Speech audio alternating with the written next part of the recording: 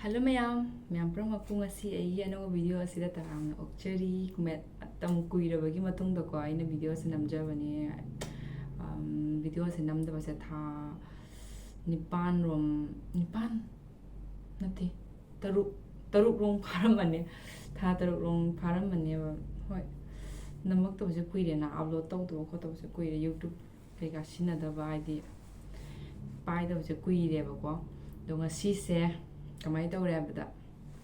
myam ngasi se khoi koiba chatun koiba ki thok toine ba ngasi habadi ngasi se tang kun mari ne ba ko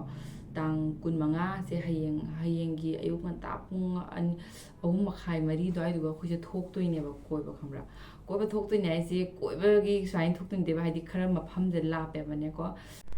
ado myam khoi se mi kun rom ne ba ko khoi staff ma ta ko dagi ni kun rom ni do khoina koi be mafam sina Jim Corbett National Park to ko dugoi to resort lay ba ko dugoi to hapta amarom khoi se lay doine ba ko koi boy na hapta amagi jatoi ni do thok pa se horen ahing pung ahu makhai mari dagi khoi se gari lo bala ani doigi thoni koi rani hapta ama koi rani do aina mayam sumaina dum ai su kuire na video namda bato ko adona su mai su upload tab jining ba dagi sang da bane de jo dum sangera sangogera ai minute manga taro ki video di dum thakat pangam mani dana haina ne aina video se ngasi se lawrage ne khali ne ba video number gi chance budi mi am lei ba do ai ngonde interest to kya yaudra ba hai tare ha ne gi dongna interest lai trane video namning ba gi interest to ha ni dongna pok podo chikan ni pok tre ba kem ta ba adu dun ni da tam budi lei video number do aina kano tong dok to thawai yaw da bado hana di thawai yaw ramin na ko youtube kari kra da ko hoji kan je youtube ta kai da ta thawai yaw yaw tre ko de show ina dum ai gi channel lo si gi tare aina ai gi channel lo si gi tare ina video sum nam ge na khan mani da gi memory so ina su dum lei hong na ba gi da gi video du dum phone da thamba ya de phone mang gi khoti ba ka gi khoti ba taw di ya roi na ko do na ina video se nam ga upload ta thamja ho ge nam khanja ba gi channel la ko Donin da mayam ai ngang mo khopa da soi gi ba yaw su yam nu ngak piu do ai hoj lotion da budi loi re ba ko lotion loi re se formal se li ne ba ise ko kai hai ni yam na su ingoi do su yam su lang su na te weather se ngarang na han da gi Delhi se khara ing na lai ba ngarang na han da gi ko hai di lechin thar kholaga nong chu ba gi du mai lai ba ko to ngasi na mu khara nong chu ra ga lechin thab do he li ba to ngasai aina video mo khak nam ya ba tum lechin kari kra gi dom sum add to jara ke video se ka ko to hoji puri sanda ta re ha ji hoji pung tara makhai he le ba ko tara makhai he le do ise losan na loi sina kai ginai di imanabi singsu su mo losan kramina isu sumai le bu nungai te na ko to imanabi am losan na ma di thu pu thu khare do ai room su mayam da uchadri ko ai ko na phasana matang ja am da uchara ke to hoji di ya messy oi re ai room se do hojik aina uchara ke ta was ai dress se ko ai dress se hai di dum yam chening bai ni da yam phasaba na te ba ko ai di sini da ai smaina formal sili ne ba ko pi si di aina manung du pusallaga kang hala thamam me ne ba ai di mapan da thama hapta ma mapan da thamo ba ai di nungai te na ko dana manung da smaina khaga choli tawre na dum saina mapan da phau ni da Striga charge da sum sumana yamna kano to bo dress te da dum formal ni chap ai di yamna labi chap ko pa da yamna comfortable oi base yam pa mi do na sumai na chesa base mo na khar nungai ba hai tare ko do yum dei di aina kurti to porak tre ba yaurok tre ba sum ba nga ta oina yauri e ba to mayam doi di video se makha ta na yeng mina si ai wa ngang ma se kya hai tre khang de gyan men ta do su dum yam dum yeng view sau bi no ko ma'am आई सिगा लेरे सिना side bag लेरे सिगना सिगा सु पोसे खरा यावरे केबगी खोंग्रुप केबगी सोना कना जावरे इरु थोकपगी कैका मथौ ताव सिंग यावरे खोंग्रुप यावरे कैका कोन सुम आद उचरागे यावरा काना मुको द सिगना ट्रॉली मचाम लेरे को सुमाइन मचानी दा यामना तोबो नते याम चाव नते बा हप्ता अमगी फी सेट पे याबा कनो तौबनी सिना आई रूम की चाबी लेरे ꯑꯩ ꯏꯃꯥꯟꯅꯕꯤꯒꯤ ꯐꯃꯨꯡꯅꯦꯕꯀꯣ ꯃꯥꯕꯨꯗꯤ ꯂꯩꯇ꯭ꯔꯦ ꯃꯤꯟꯁ ꯃꯥꯗꯤ ꯂꯣꯏꯁꯟ ꯈꯣꯠꯆꯟꯅ ꯃꯥꯗꯤ ꯊꯣꯛꯈ꯭ꯔꯦ ꯉꯁꯥꯏꯅ ꯑꯩ ꯇꯅꯤ ꯁꯨꯃꯥꯏꯅ ꯈꯔ ꯇꯞꯅ ꯂꯩꯍꯧꯔꯦ ꯑꯗꯣ ꯑꯩꯈꯣꯏꯁꯦ ꯃꯐꯝ ꯑꯃꯗ ꯄꯨꯜꯂꯨꯗꯣꯏꯅꯦ ꯃꯐꯝ ꯑꯃꯗ ꯄꯨꯜꯂꯒ ꯑꯃꯨꯛ ꯄꯨꯡ 2:30 3:00 ꯑꯃꯨꯛ ꯀꯩꯅꯣ ꯇꯧꯗꯣꯏꯅꯦꯕ ꯑꯗꯣ ꯑꯩꯗꯤ ꯃꯌꯥꯝ ꯑꯩ ꯃꯊꯪ ꯇꯥꯅ ꯃꯈꯥ ꯇꯥꯅ ꯚꯤꯗꯤꯑꯣꯁꯦ ꯅꯝꯖꯔꯛꯑꯒꯦ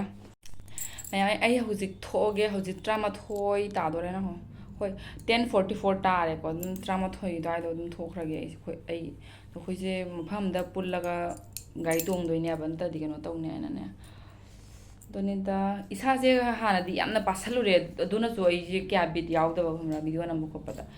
ꯌꯥꯝ ꯄꯥꯕ ꯍꯥꯏꯁꯦ ꯁꯥꯊꯤꯅ ꯄꯥꯕ ꯍꯥꯏꯁꯦꯕꯨ ꯑꯦꯛꯗꯝ ꯑꯔꯣꯏꯕꯤꯗ ꯃꯥꯏꯒꯁꯦ ꯀꯣꯞꯁꯟꯗꯅ ꯃꯤꯠꯀꯁꯦ ꯁꯨꯃꯥꯏꯅ ꯆꯪꯈꯤꯗꯅꯕꯣ ꯁꯔꯨꯒꯁꯦ ꯐꯥꯎꯒꯠꯄꯤ ꯖꯥꯠꯀꯤ ꯑꯄꯥꯕꯗꯣ ꯑꯗꯨꯃꯥꯏꯅ ꯄꯥꯔꯨꯔꯦꯕꯀꯣ ꯋꯥꯈꯜꯅꯁꯨꯔ ꯀꯔꯤꯅꯣ ꯑꯗꯨꯃꯥꯏꯅꯅꯦꯀꯣ ꯆꯥꯗꯕꯒ ꯈꯣꯠꯇꯕꯒꯗ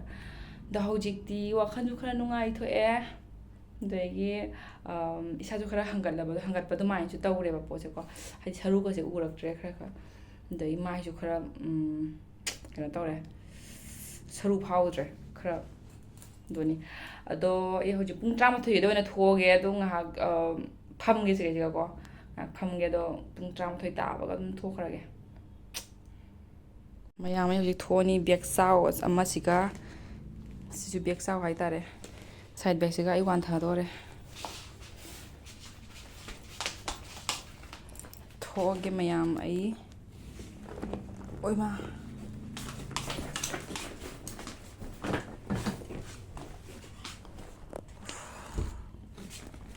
ꯂꯥꯏꯠꯀꯁꯦ ꯑꯃꯈꯛꯇꯤ ꯊꯥꯜꯂꯝꯃꯒꯦ ꯑꯃꯈꯛꯇꯤ ꯀꯩꯅꯣ ꯇꯧꯔꯝꯃꯒꯦ ꯁꯤ ꯂꯥꯏꯠꯁꯦ ꯊꯥꯟꯖꯔꯅꯤ ꯃꯝꯕꯁꯨ ꯐꯠꯇꯦꯅꯀꯣ ꯂꯣꯛ ꯇꯧꯔꯦ ꯍꯧꯖꯤꯛ ꯑꯩ ꯂꯣꯏꯔꯦ ꯄꯣꯠ ꯆꯩ ꯃꯌꯥꯝꯁꯤꯒꯀꯣ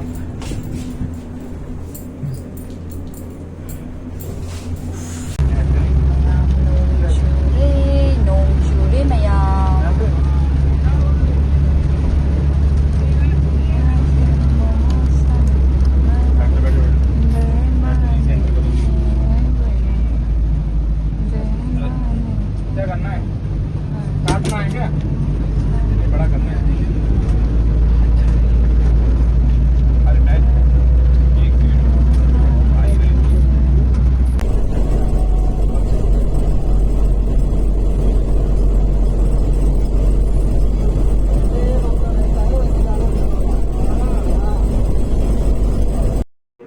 ꯃꯌꯥꯝ ꯑꯩꯈꯣꯏꯅ ꯍꯧꯖꯤꯛ ꯆꯠꯂꯤꯁꯦ ꯖꯪꯒꯜ ꯐꯥꯎꯔꯒ ꯆꯠꯇꯣꯏꯅꯦꯕ ꯖꯪꯒꯜ ꯆꯠꯇꯣꯏꯅꯦꯕꯀꯣ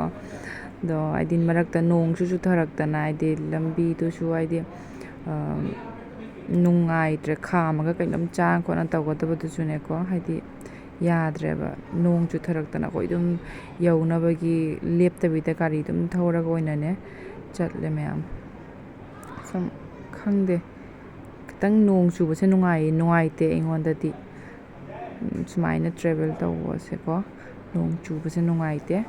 ꯅꯨꯡꯁꯥꯒꯨꯝꯕ ꯁꯥꯔꯒꯅ ꯈꯔ ꯑꯗꯨꯝ ꯅꯨꯡꯊꯤꯒ ꯈꯤꯇꯪ ꯃꯪꯉꯒ ꯑꯗꯨꯝ ꯅꯨꯡꯉꯥꯏꯌꯦꯅ ꯈꯜꯂꯦ ꯑꯩꯒꯤ ꯋꯥꯈꯜꯗꯗꯤꯀꯣ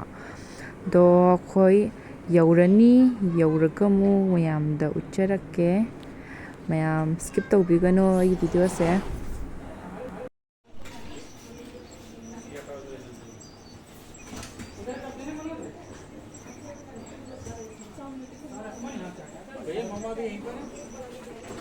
Look at that. Ma'am I friend का यंगमिनारोसे इधर आओ बैठो ना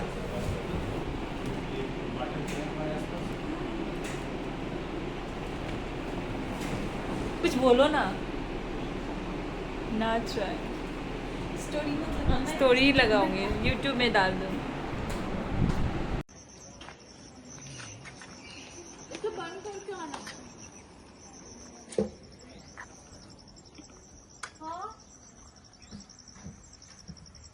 केबल और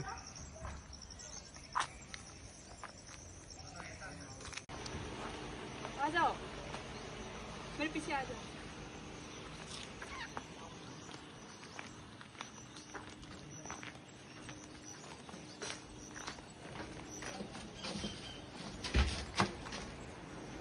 रुको पहले इसको दिखा रूम तो भी चलना नहीं रूम में बाद में दिखाऊंगी तुमने मुझे अपना वो बना लिया ना पर्सनल। और ये है हमारा। हाय मैम यौरे हौजिक दो मथंग ब्लॉग तो मुथेनरसी याम वारेबको ट्रैवल तौबदा अदो हौजिकती आई पोथारानी इरुजा माइथा खोतना तौरगा पोथारानी फ्रेश ओइरेन दो लगा नेक्स्ट ब्लॉग तो मुथेनरसी मैम दोइदी मैम बाय बाय।